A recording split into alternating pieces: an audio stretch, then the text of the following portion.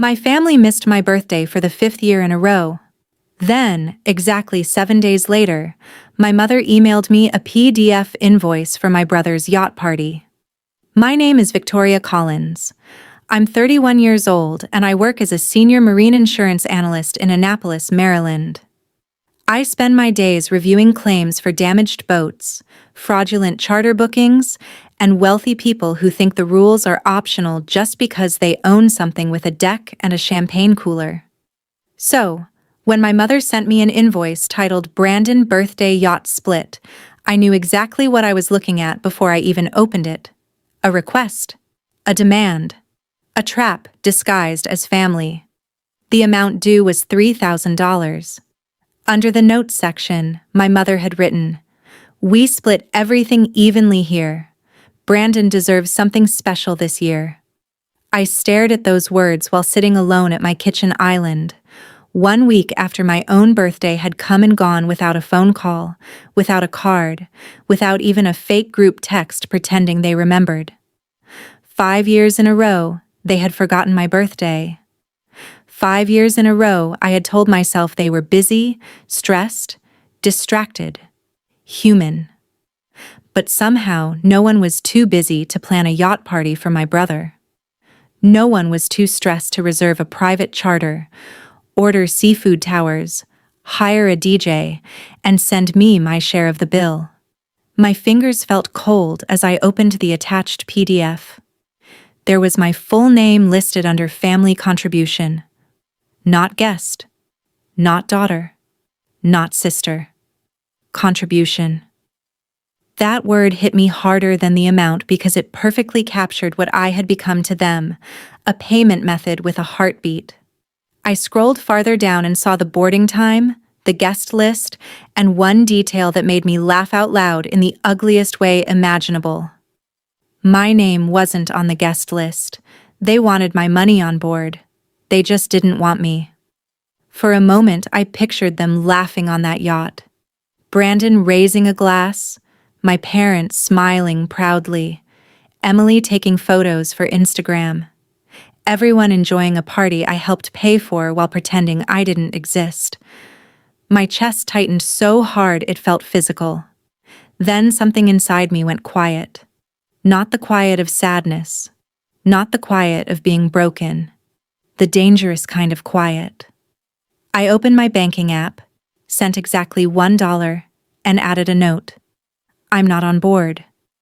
Then I opened every streaming account, every shared subscription, and every backup card they had been using under my name, and I started revoking access one by one. Before I tell you what happened after they reported me for fraud, and what I said when they finally realized whose money they'd been spending, tell me, what time is it where you are right now, and where are you watching from? I want to see how far this story travels. I didn't start by screaming. That surprised me more than anything. In the past, I would have called my mother immediately, asked if the invoice had been sent by mistake, waited for her to make me feel guilty, and probably ended up paying just to keep the peace. But that night, I never touched the call button. Instead, I made a cup of coffee, opened my laptop, and treated my family the same way I treated suspicious claims at work. I followed the paper trail. The first account was Netflix. My parents had been using my premium plan for 6 years. Then came Amazon Prime, Hulu, Disney Plus, Max, Spotify Family, a grocery delivery membership, cloud storage, and a roadside assistance plan my father swore he'd only used once or twice, even though I found 11 service calls tied to his vehicle. Then came the credit cards. I had added my mother as an authorized user years earlier after she cried over an emergency dental bill. I added my father when his card mysteriously stopped working during a business trip. I let Brandon use one backup card after he claimed he needed gas money while getting back on his feet. Emily had my food delivery login because she said ordering through my account gave her better discounts. Each of those things seemed small on its own. Together, they had become a quiet little empire built on my inability to disappoint them. I sat there clicking through statement after statement, and the truth became humiliatingly clear. They hadn't forgotten I existed. They remembered me perfectly whenever my accounts made their lives easier. I removed the authorized users first. Then I froze the backup cards. Then I changed every password, logged every device out, ended subscription sharing, and enabled two-factor authentication on every account so only I could access them. With each click, I felt something unexpected: grief and relief. At the same time, I still loved them. That was the most miserable part. I loved people who could remember my billing cycle but couldn't remember my birthday. When I finished, I sent one short email to the family group. Effective immediately, all accounts, cards, subscriptions, and memberships under my name are for my use only. Please make your own arrangements. I didn't mention the forgotten birthday. I didn't mention the invoice. I didn't ask them to understand. I simply stopped paying for people who treated me like a wallet with good manners. 47 minutes later, my phone rang. Mom. I let it ring until it stopped. Then Dad called. Then Brandon. Then Emily. Then Mom again. Finally, the text messages started. Mom wrote, "Victoria, what is going on? Your father can't access Prime." Dad wrote, "The gas card was declined. Fix it." Brandon wrote, "Why did Spotify log me out during my workout? Are you serious?" Emily wrote, "This is so petty. It's literally my show night." Not one of them said, "Happy belated birthday." Not one of them asked why I was upset. They only noticed the locked doors because, for once, they were the ones standing outside them. I placed my phone face down on the counter and laughed once. Not because anything was funny, because if I didn't laugh, I was going to cry. Around midnight, Mom finally sent a voice message. Her tone was tight, artificially gentle, the voice she always used when she wanted to sound hurt instead of angry. "Victoria, sweetheart, I don't know what kind of mood you're in, but punishing the family over money isn't like you. Brandon's birthday is important. You know how sensitive he is." I replayed it twice. Sensitive. Brandon was sensitive. I was apparently a utility company. I picked up my phone and typed back. My birthday was important too. 3 dots appeared. Disappeared. Appeared again.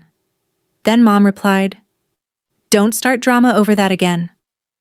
That was the moment the last bit of hesitation inside me died.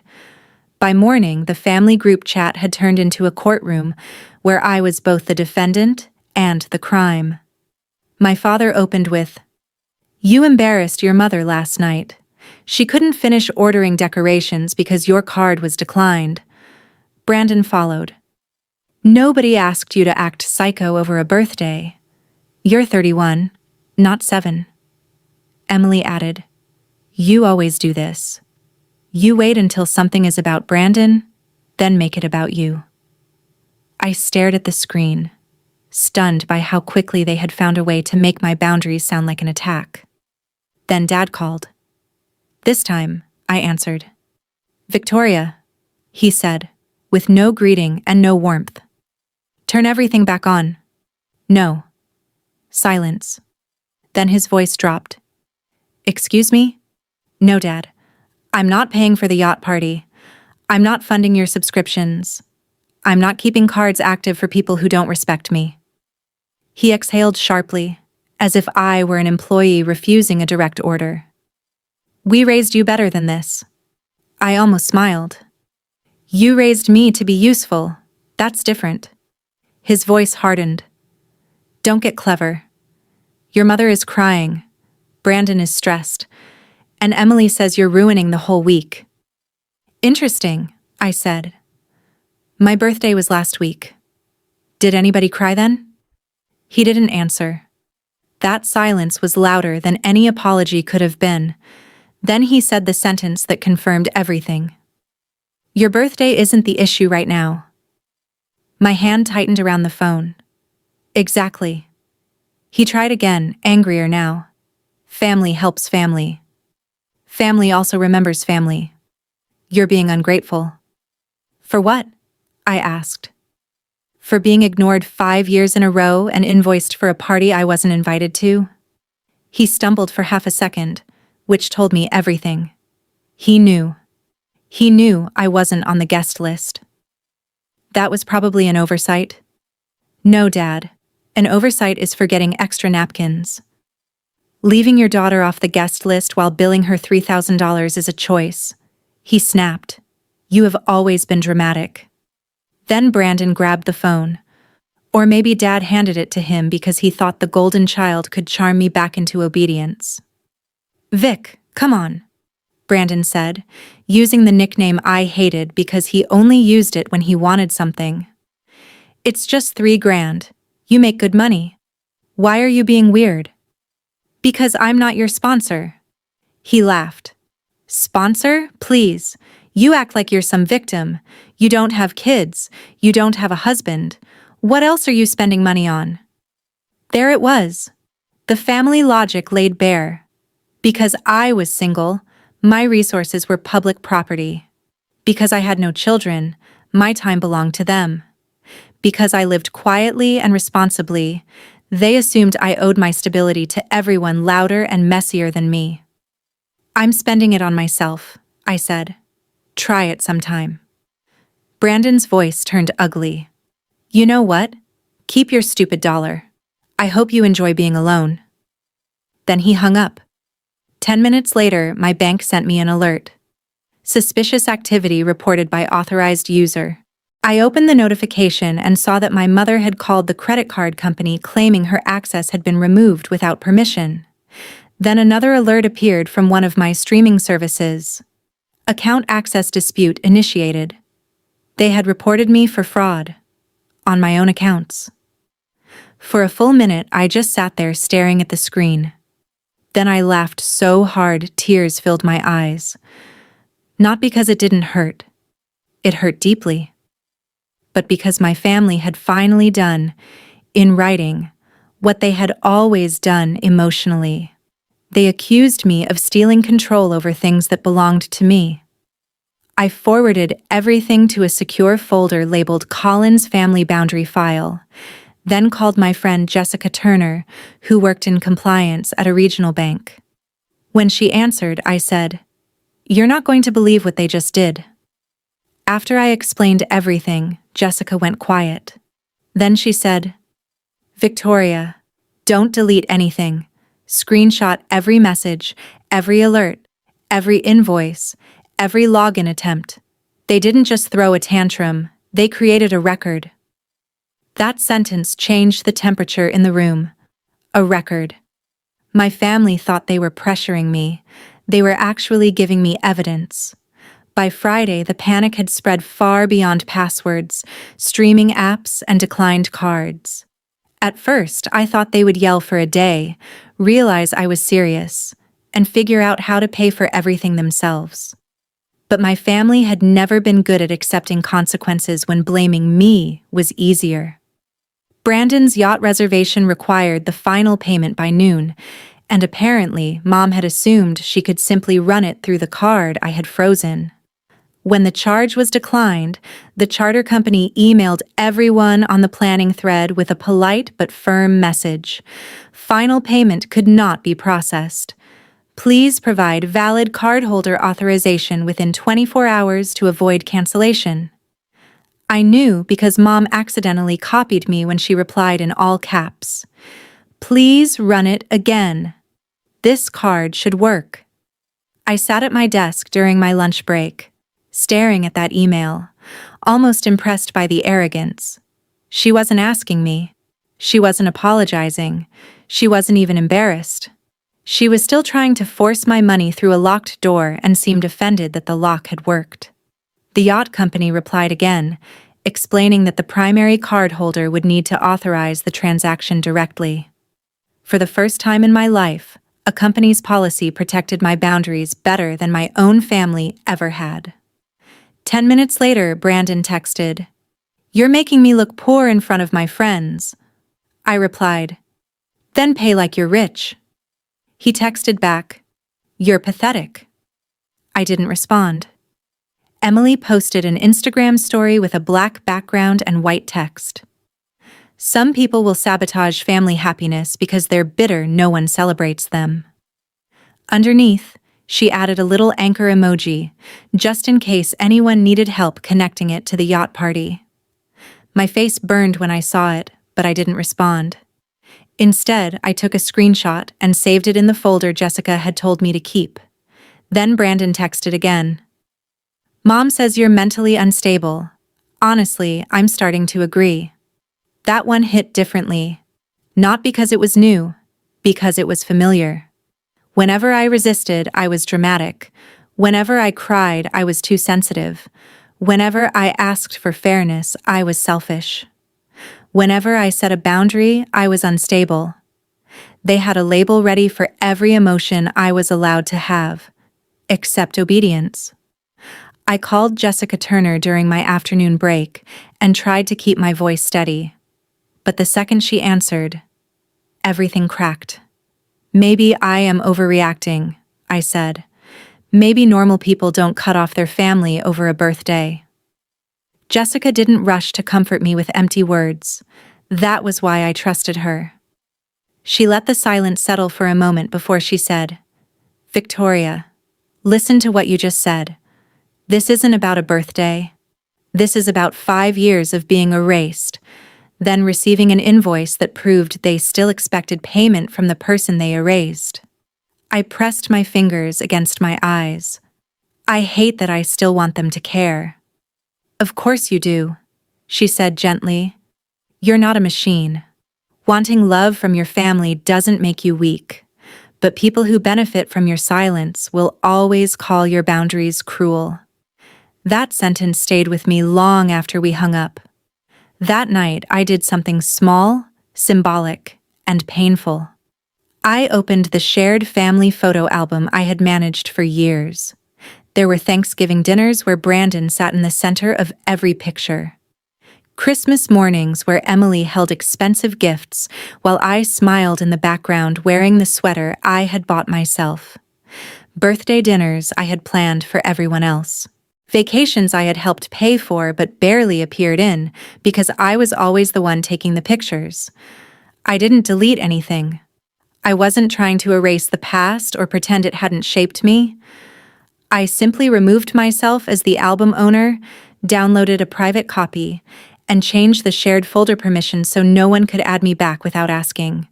Then I renamed my own copy, before I chose myself. I cried after that. Not loudly, not dramatically. Just quietly at my kitchen table with my laptop still open. It felt like grieving the version of myself who had waited so patiently for people who never hurried toward her. The next morning, Mom texted, "We need to meet. Your father says this has gone too far." I stared at the message while drinking coffee that had already gone cold. A few minutes later, another text came through. "You owe this family a conversation." Not, "We owe you an apology." Not, "We need to understand." Just another debt they believed I owed. Jessica suggested I meet them only in public, only with documentation, and only if I was prepared to leave the moment they started attacking me. So I agreed to meet them at a quiet cafe near Annapolis Harbor, not far from the marina where Brandon's yacht party was supposed to take place. Mom replied within seconds, "Good. Come ready to apologize." I stared at that sentence for a long time. Come ready to apologize. Not talk, not listen, not repair. Apologize. Something inside me settled into place with a calmness that almost frightened me. I printed the invoice, the guest list without my name, the fraud alerts, the declined charge notifications, Emily's Instagram story, Brandon's insults, and screenshots of every message where they demanded access before they ever asked how I was doing. I placed everything in a blue folder and wrote one word across the front. Receipts. If my family wanted a meeting, they were about to get the most organized disappointment of their lives. They were already seated when I arrived, which somehow made the whole thing feel staged. Mom wore her pearl earrings and a cream cardigan, the outfit she always chose whenever she wanted to look wounded, respectable, and impossible to blame. Dad sat beside her with his arms crossed, his jaw tight, staring toward the door as though he were waiting to discipline a late employee. Brandon scrolled through his phone with his sunglasses pushed up on his head, dressed like a man whose party hadn't just been financed for years by the sister he mocked. Emily sat with one leg crossed over the other, her lips pressed into a thin line of irritation before I had even taken my seat. No one stood. No one hugged me. No one wished me a happy belated birthday. That absence settled onto the table before any of us spoke. I placed the blue folder in front of me and sat down slowly. Mom began immediately. "Victoria, this behavior has been cruel." I almost laughed. Of all the opening lines I had imagined, that one was the most predictable. "Good morning to you too," I said. Dad leaned forward. "Don't be sarcastic. You froze cards, disrupted household accounts, humiliated your brother, upset your mother, and forced her to deal with fraud departments." "I didn't force her to report fraud on accounts she doesn't own." Mom's face tightened. I was confused. "No," I said calmly. "You were angry because your free access ended." Brandon finally looked up from his phone. "Oh my God, here we go. St. Victoria and her tragic little birthday." My throat tightened, but I didn't let my expression change. I opened the folder and slid the first page across the table. "This is the invoice you sent me, $3,000. Mom barely glanced at it. "We were all contributing." I slid the second page forward. "This is the yacht guest list." "My name isn't on it." Emily shifted in her chair. Dad looked at Mom. Brandon stopped pretending to text. For the first time since I arrived, no one had an immediate answer. I let the silence stretch long enough for them to feel it. Then I said, "You didn't forget to invite me. You remembered to bill me. That means I existed to you as a source of payment, not as a person." Mom narrowed her eyes. "That is a very ugly way to interpret a simple mistake." I pulled out the screenshots and laid them on the table one by one like exhibits in a trial. This is Brandon calling me psycho. This is Emily saying I sabotage family happiness. This is Dad telling me my birthday isn't the issue. This is you telling me not to start drama over being forgotten for the 5th year in a row. This is the fraud alert after you tried to report me for removing access to my own accounts. And this is the declined yacht payment you tried to process after I had already told you no. Dad reached toward the papers, but I held them down with one hand. "No. You're going to listen." His face darkened. "You don't talk to your father like that." "Then act like one." The words came out quieter than I expected, but they landed hard.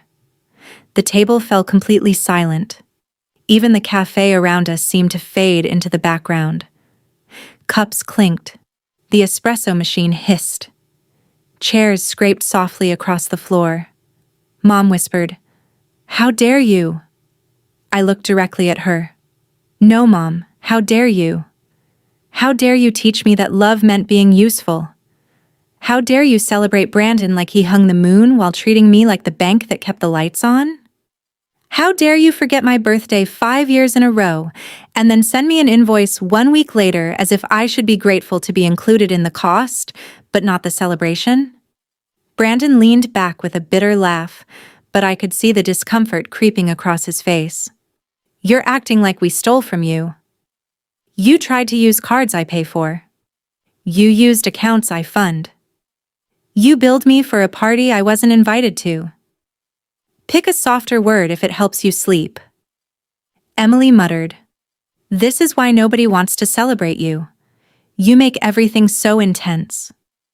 I turned to her. "No, Emily. Nobody celebrates me because I made it easy not to. I smiled. I paid. I forgave. I convinced myself that crumbs were enough. I trained all of you to believe I'd accept anything as long as you called it family. That ends now." Mom's voice began to shake, but she still sounded more offended than sorry. "So what do you want? For us to beg? Is that it? You want to sit here and punish us until we humiliate ourselves?" I shook my head.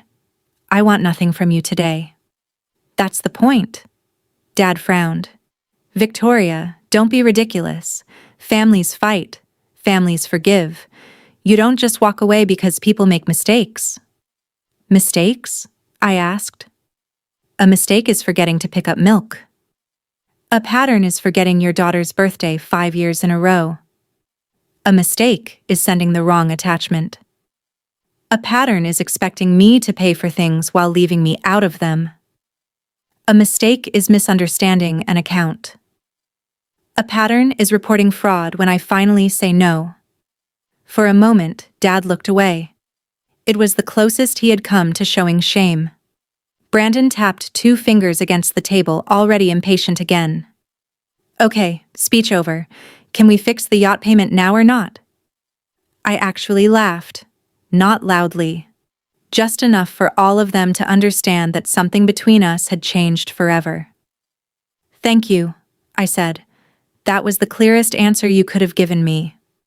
Mom snapped, "Brandon, stop." But it was too late. He had already said the quiet part out loud. I gathered the papers back into the folder. "From now on, I am your daughter only when you're willing to act like my family. Until then, I'm not your emergency fund. I'm not your subscription plan. I'm not your backup card. I'm not your emotional punching bag. And I'm not your invisible guest." Brandon's expression hardened. "So you're really going to ruin my birthday?" I stood and pushed my chair in neatly. "No, Brandon. I'm just not financing it." Mom reached for my wrist, but I stepped back before she could touch me. "Victoria, sit down. We're not finished." I looked at her hand, still suspended in the air. "You're right," I said. "You're not finished. You still have to pay the yacht company."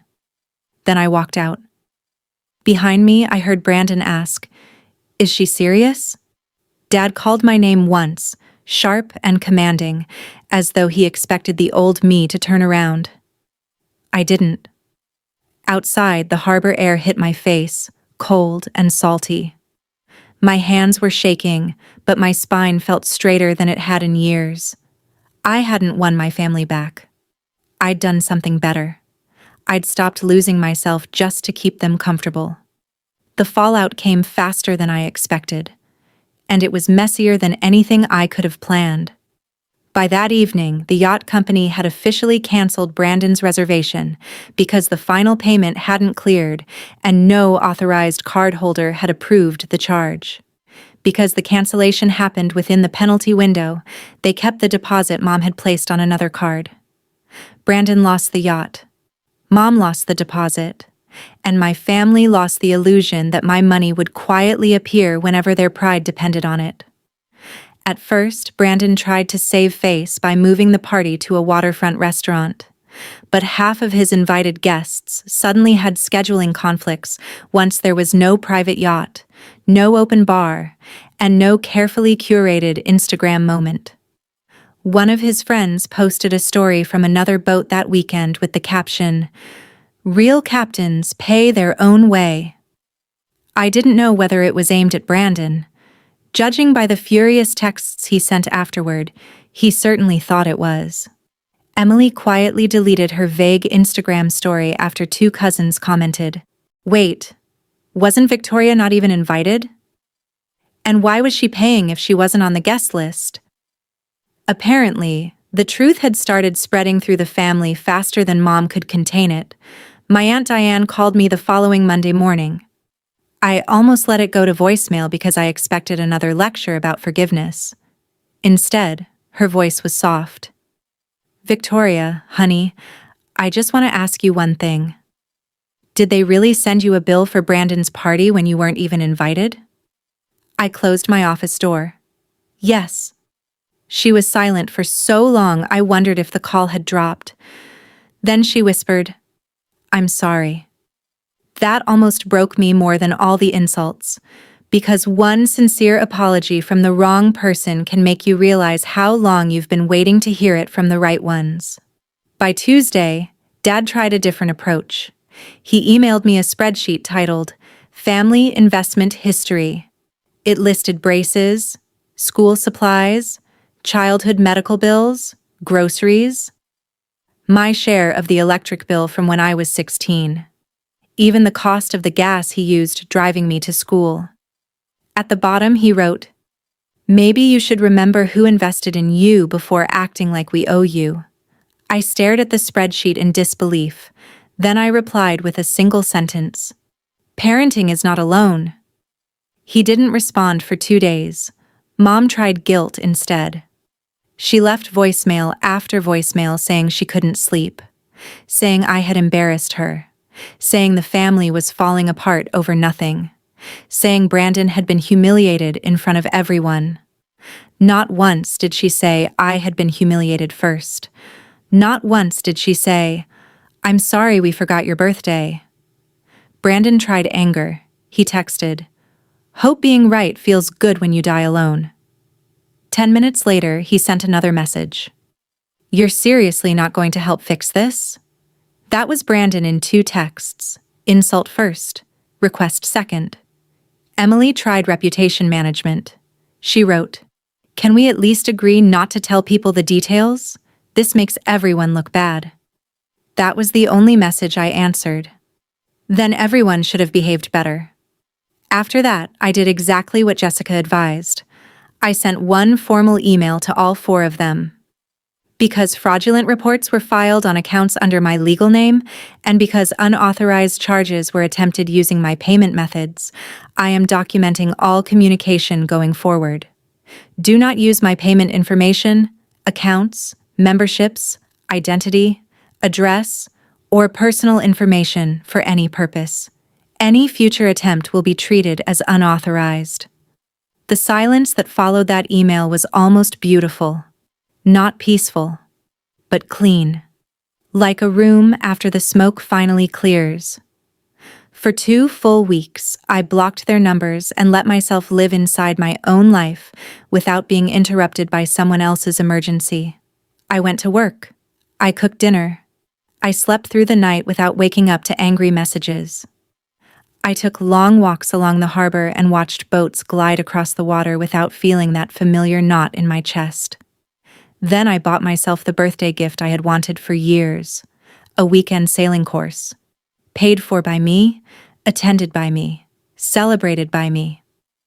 On the second day, while the instructor showed me how to trim the mainsail, I realized something that made me smile despite everything.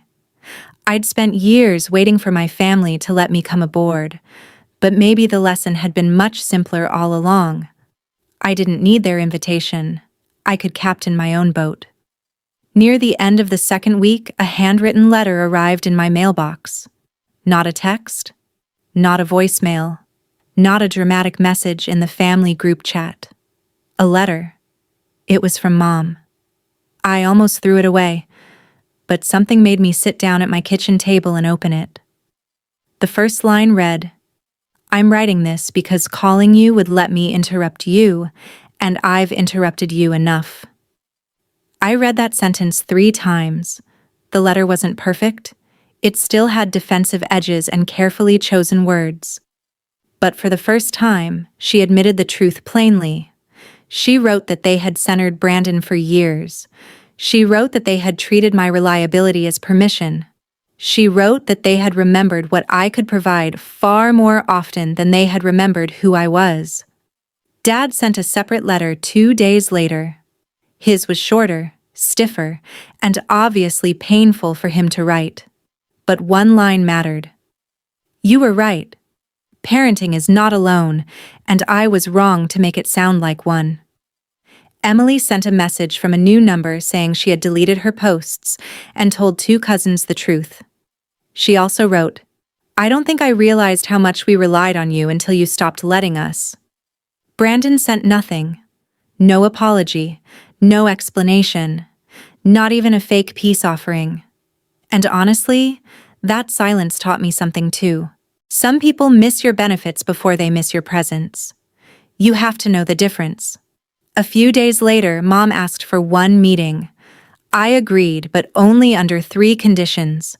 No Brandon, no discussion about money, and no pretending the yacht party had been the real problem. Because it never was. The yacht was simply the thing that finally made the truth too expensive for them to ignore. We met at the same harbor cafe, but this time only Mom, Dad, and Emily came. Mom looked smaller without her usual performance of control. Dad looked tired. Emily looked embarrassed in a way I had never seen before. For a while, no one spoke. Then Mom placed an envelope on the table. Inside was a printed apology signed by all 3 of them.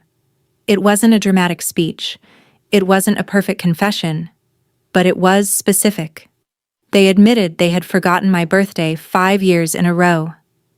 They admitted that sending me the yacht invoice had been selfish and humiliating. They admitted that reporting fraud had been wrong. They admitted that I hadn't abandoned the family by setting boundaries. They had pushed me away by treating my kindness like an obligation. I read every word slowly. Then Dad cleared his throat.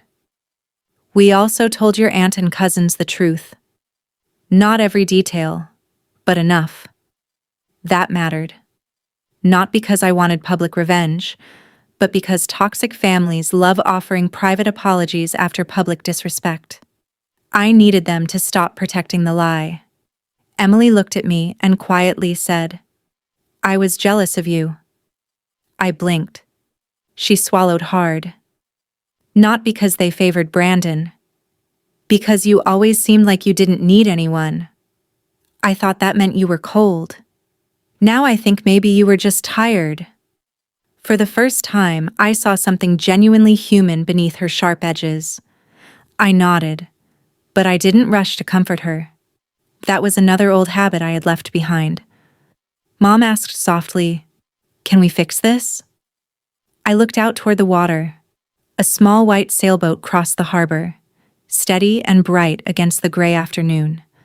Maybe, I said, but not by pretending none of this happened. And not quickly. Dad nodded. What do you need? I took a slow breath. For the next 6 months, I'm staying low contact. No financial requests. No shared accounts. No guilt messages. No using family as a weapon. If you want a relationship with me, you build it with respect, not emergencies. Mom's eyes filled with tears, but this time she didn't use them to control the room. Okay, she whispered. And Brandon? Emily asked. Brandon can reach out when he's ready to apologize without asking for anything. He didn't. Not for months. And that silence taught me something too. Some people miss your benefits before they miss your presence. You have to know the difference. My family didn't magically become perfect. This isn't one of those stories where everyone hugs at the end and years of hurt disappear over a cup of coffee. But they did lose something. They lost unlimited access to me. They lost the version of Victoria who paid, smiled, absorbed the hurt, and came back every time someone said, "But we're family." And I gained something far more valuable than revenge. I gained proof that I could survive their disappointment. I learned that family isn't a title people get to wave around while treating you like a resource. Family is built through fairness, effort, memory, respect. Sometimes, to save yourself, you have to let the old version of your family fall apart so something healthier has a chance to exist.